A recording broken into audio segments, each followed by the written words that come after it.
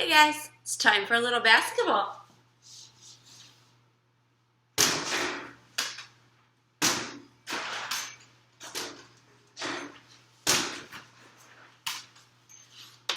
Have you ever wondered where basketball came from or who invented it? Today we're going to read about James Naismith, the inventor of basketball. I'm going to travel back over here so I can read from a chair. Alright, Hoop Genius. The story that explains who invented basketball is as how a desperate teacher and a rowdy gym class led to this invention. It is written by John Coy and illustrated by Joe Morse.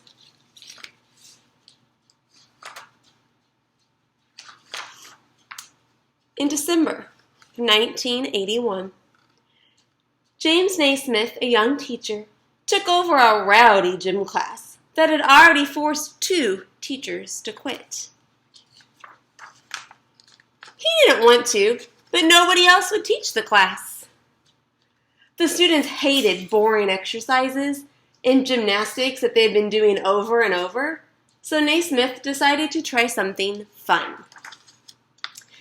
Indoor football. He needed something much less rough. The next day, Naismith suggested indoor soccer. He called a halt.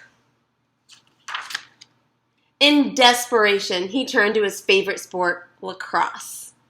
Nothing was working with this group.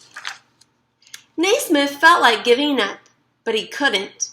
The boys in the class reminded him of how he had been at their age, energetic, impatient, and eager for something exciting. He needed a totally new game, where, to avoid tackling, no running with the ball was allowed. He remembered playing duck on a rock as a boy. In that game, you knocked an opponent's fist-sized stone off a larger rock by throwing your own. If you missed, you had to retrieve your stone before you were tagged, so accuracy was more valuable than force. He snapped his fingers and said, "I got it.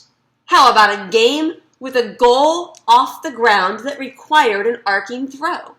That night he stayed up late thinking about the new game. The next morning, December 21st, 1891, Naismith rushed into his office and grabbed a soccer ball. Now he needed a goal. He asked Pop Stebbins, the building superintendent, for a couple square boxes. He didn't have them, but he had something else: 2 old peach baskets. Naismith tackled the rules to the gym bulletin board and promised the class that if this new game failed, he would not try any more experiments. Captains chose teams of 9 members, and Naismith selected 2 centermen. He tossed the ball up between them, and they jumped for it to start the new game. Because the men had never played before, Naismith called many fouls for holding, pushing, and tripping. After 2 fouls, the player had to sit on the sideline until the next goal occurred. William Chase launched a shot from 25 feet. That went in for the first and only basket of the game. When Naismith blew the whistle to end the game, nobody wanted to leave. The next day, the students lined up eagerly for the game. They played hard but avoided fouling because they wanted to stay on the court. When students went home for Christmas vacation, they taught the new game to their friends. Soon, people in cities, small towns, and on farms were playing basketball. In 1892, a group of women teachers from a nearby school asked James Naismith if they could play too. "I don't see why not," he said, and games were arranged. In one of them, Naismith, as referee, was shocked when he called a foul, and one of the women protested as strongly as any man. But he remembered the game clearly.